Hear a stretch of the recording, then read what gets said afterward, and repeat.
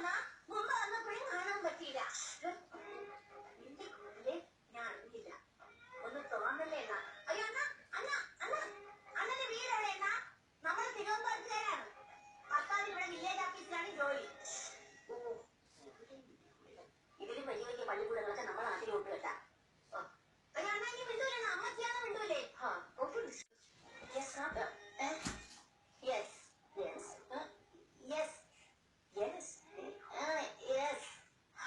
Come on. What can I do for you? My mom, he will study. Which standard? 5C class ആണ്. Okay. Any problem? Primary water.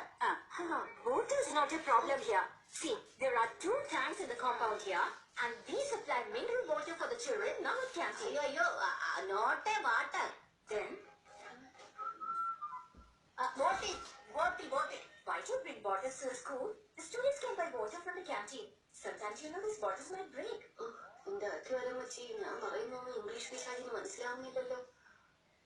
Anything else? Madam, my mold tiffin box loose. Why do you send such loose tiffin boxes? It will spoil the bag and books.